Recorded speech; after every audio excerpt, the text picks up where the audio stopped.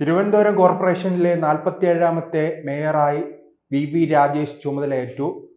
ഏറ്റവും പ്രധാനപ്പെട്ട ഒരു ചുമതലയാണ്. പക്ഷേ പാർട്ടിയെ സംബന്ധിച്ചിടത്തോളം പാർട്ടിയുടെ BJPയുടെ കേരളത്തിലെ വളർച്ചയെ സ്വാധീനിക്കുന്ന ഒരു നിയമനം കൂടിയാണ് വി രാജേഷിന് ഇപ്പോൾ ഉണ്ടായിരിക്കുന്നത്.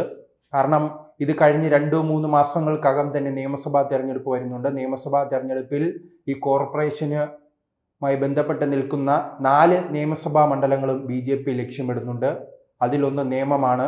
നേമം നമുക്കറിയാം, ആദ്യമായി BJPക്ക് അക്കൗണ്ട് തുറക്കാൻ കഴിഞ്ഞൊരു മണ്ഡലമാണ്. പക്ഷേ കഴിഞ്ഞ തവണ ഉള്ള തെരഞ്ഞെടുപ്പിൽ ശിവൻകുട്ടി വലിയ നേട്ടം സ്വന്തമാക്കുകയും BJPയുടെ അക്കൗണ്ട് പൂട്ടിക്കുകയും ചെയ്തു. അതോടൊപ്പം തന്നെ BJP തുടർച്ചയായി തന്നെ 2ാം സ്ഥാനത്ത് വരുന്ന 2 മണ്ഡലങ്ങളാണ് വട്ടിയൂർക്കാവും അതോടൊപ്പം തന്നെ കഴക്കൂട്ടം.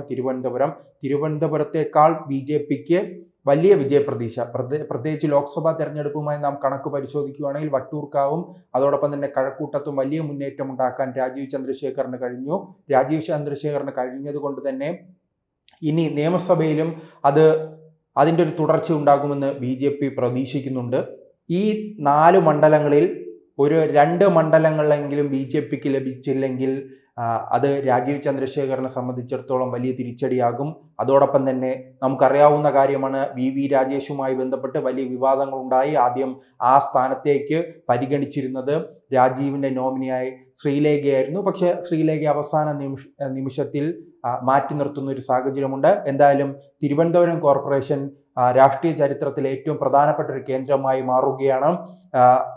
2 മുന്നണികൾ മാത്രം തിരുവനന്തപുരം കോർപ്പറേഷനുമായി ബന്ധപ്പെട്ട് തുടർച്ചയായി തന്നെ മത്സരം സംഘടിപ്പിച്ചു വന്നപ്പോഴാണ് 2015 തെരഞ്ഞെടുപ്പിൽ എല്ലാവരെയും ഞെട്ടിച്ചുകൊണ്ട് BJP 35 സീറ്റിലേക്ക് വരുന്നു. അടുത്ത തെരഞ്ഞെടുപ്പിൽ 2020 തെരഞ്ഞെടുപ്പിൽ അധികാരത്തിലെത്തുമെന്ന് BJP അവകാശപ്പെട്ടെങ്കിലും വലിയ മുന്നേറ്റമായിരുന്നു അന്ന് CPM ഉണ്ടായത്.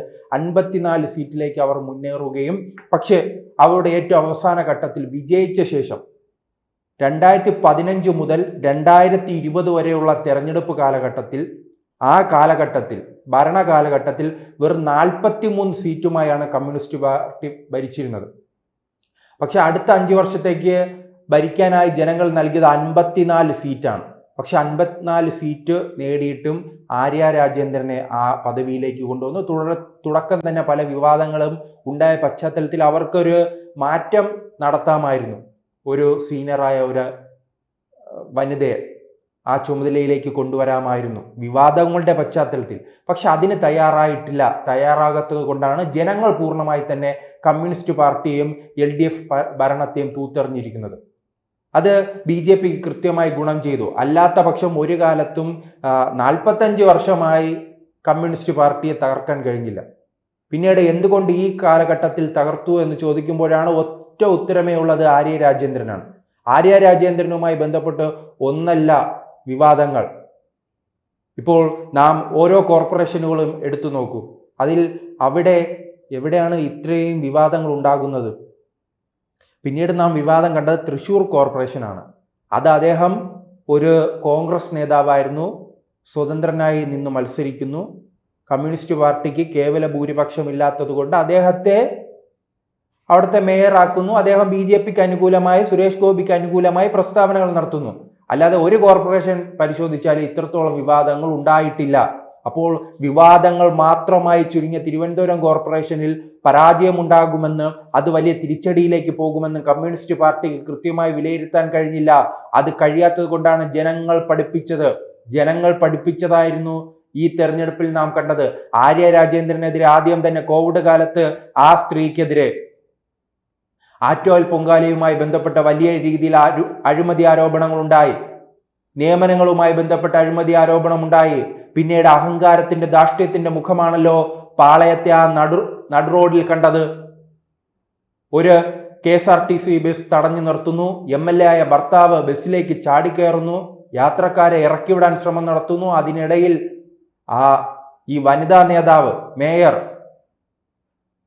ഡ്രൈവറിനെതിരെ ചാടി അടുക്കുന്നു. പിന്നീട് അദ്ദേഹത്തെ പുറത്താക്കുന്നു. അങ്ങനെ വിവാദങ്ങളിൽ, വ്യക്തിപരമായ പ്രശ്നങ്ങളിൽ നിരന്തരം നിന്നു. നോക്കൂ, ഒരു മേയർ നടുറോഡിൽ ബസ് തടയുകയാണ്. ഇതാണ് കീരിക്കാടൻ ജോസോ. ആ രീതിയിൽ ഏറ്റവും വൃത്തികെട്ട രാഷ്ട്രീയം തിരുവനന്തപുരത്ത് കണ്ടു. അതുകൊണ്ട് തന്നെയാണ് ജനങ്ങൾ പ്രതികരിച്ചത്, അവർ BJP യെ പിന്തുണച്ചത്. ആര്യ രാജേന്ദ്രൻ്റെ ആ വാർഡിൽ BJPക്ക് വിജയിക്കാൻ കഴിഞ്ഞില്ലെങ്കിലും അതിനു ചുറ്റുപാടുമുള്ള എല്ലായിടങ്ങളിലും ഈ സ്വാധീനമുണ്ടായി ആര്യ രാജേന്ദ്രൻ്റെ. അതുകൊണ്ടാണല്ലോ ആര്യ രാജേന്ദ്രന് വേണ്ടി അവർ വോട്ട് പിടിക്കാത്തത്. മത്സരിപ്പിച്ചിട്ടില്ല, തിരഞ്ഞെടുപ്പ് യോഗങ്ങളിൽ മുഖം കാണിപ്പിച്ചിട്ടില്ല. പിന്നീട് ചില വിവാദങ്ങൾ ഉയർന്ന പശ്ചാത്തലത്തിൽ ഈ സ്ത്രീയുടെ സമൂഹ മാധ്യമങ്ങൾ പരിശോധിക്കുമ്പോൾ ഏതോ എല്ലാ മണ്ഡലങ്ങളിൽ പോയി 2 ചിത്രങ്ങളെടുത്ത് ഫേസ്ബുക്കിലോ വാട്സപ്പിലോ അതോടൊപ്പം തന്നെ തൻ്റെ സമൂഹ മാധ്യമ അക്കൗണ്ടിലിടും. ഇത്രയും തന്നെയായിരുന്നു അവരുടെ പ്രചരണം. കാരണം ജനങ്ങൾക്ക് മുന്നിൽ പോകാൻ പറ്റാത്ത അവസ്ഥയായി.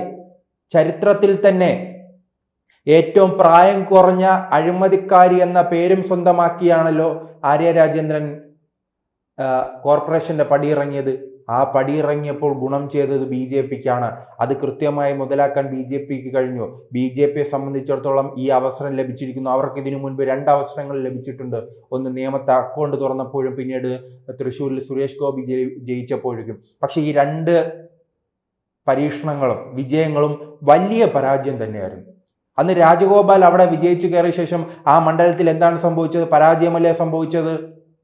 ഇപ്പോൾ സുരേഷ് ഗോപിയുമായി പരിശോധിക്കൂ. സുരേഷ് ഗോപി വിജയിച്ചു. പക്ഷെ ആ കോർപ്പറേഷനിൽ നാം കേരളത്തിലെ എല്ലാ കോർപ്പറേഷനുകളും പരിശോധിച്ചു നോക്കൂ, ഇത്രയും മോശം പ്രകടനം നടന്ന മറ്റൊരു കോർപ്പറേഷൻ ഇല്ല. തിരുവനന്തപുരം കോർപ്പറേഷൻ പരിശോധിച്ചു നോക്കൂ, അവിടെ 35-ൽ നിന്നും 50-ലേക്ക് വർദ്ധിക്കുകയാണ്. കൊല്ലം കോർപ്പറേഷനിൽ 6-ൽ നിന്നും 12-ലേക്ക് വർദ്ധിക്കുകയാണ്. കോഴിക്കോട് കോർപ്പറേഷൻ 7-ൽ നിന്നും 13-ലേക്ക് വർദ്ധിപ്പിക്കുകയാണ്. അതോടൊപ്പം തന്നെയാണ് കണ്ണൂർ കോർപ്പറേഷൻ, BJP കൊടി കെട്ടാൻ പോലും ആളില്ലാത്ത കണ്ണൂർ കോർപ്പറേഷനിൽ 1-ൽ നിന്നും 4-ലേക്ക് വർദ്ധിച്ചില്ലേ. കൊച്ചിയിലും വലിയ രീതിയിൽ മുന്നേറ്റം ഉണ്ടാക്കാൻ കഴിഞ്ഞു. പക്ഷേ ഒരു കോർപ്പറേഷനിൽ മാത്രമാണ് പ്രതീക്ഷിച്ച വിജയമുണ്ടാക്കാൻ കഴിയാത്തത്. കൊല്ലം കോർപ്പറേഷനിൽ പോലും 6-ൽ നിന്നും 12-ലേക്ക് വന്നപ്പോൾ തൃശ്ശൂർ കോർപ്പറേഷനിൽ സംഭവിച്ചതോ 6-ൽ നിന്ന് 8-ലേക്ക് മാത്രം എത്താൻ കഴിഞ്ഞു. അതെന്തുകൊണ്ട് ഇങ്ങനെ സംഭവിച്ചു?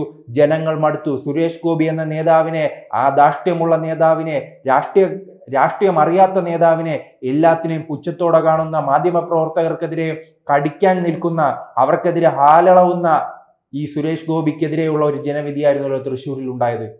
അങ്ങനെ 2 പരീക്ഷണങ്ങൾ നിഷ്പക്ഷത ഉയർത്തി 2 പരീക്ഷണങ്ങൾ നടത്തിയപ്പോൾ 2ഉം പരാജയപ്പെട്ടു. അതുകൊണ്ട് തന്നെയാണ് 3ാമത്തെ പരീക്ഷണമെങ്കിലും വിജയിക്കുമോ എന്ന് BJP നോക്കുന്നത്. 3ാമത്തെ പരീക്ഷണം VV രാജേഷാണ്. VV രാജേഷിന് ഇനി അധികം കാലം കാത്തിരിക്കേണ്ട ആവശ്യമില്ല. 2 മാസം കഴിയുമ്പോൾ തന്നെ തിരഞ്ഞെടുപ്പ് വരുന്നുണ്ടല്ലോ. ഇദ്ദേഹത്തിന്റെ പ്രവർത്തന ശൈലി വിലയിരുത്തിയായിരിക്കുമല്ലോ നേമത്തും വട്ടിയൂർക്കാവും കഴക്കൂട്ടവും തിരുവനന്തപുരത്തും ജനങ്ങൾ വോട്ട് ചെയ്യുന്നത്. മറ്റൊരു സുരേഷ് ഗോപിയായി നമ്മുടെ VV രാജേഷ് മാറുമോ എന്നുള്ള കാര്യം ഈ മാസങ്ങൾക്കുള്ളിൽ തന്നെ അറിയാം. കൂടുതൽ വാർത്തകളും വിശേഷങ്ങളും നിങ്ങളിലേക്ക് എത്താൻ ABC മലയാളം സബ്സ്ക്രൈബ് ചെയ്യുക, ബെൽ ബട്ടണും അമർത്തുക.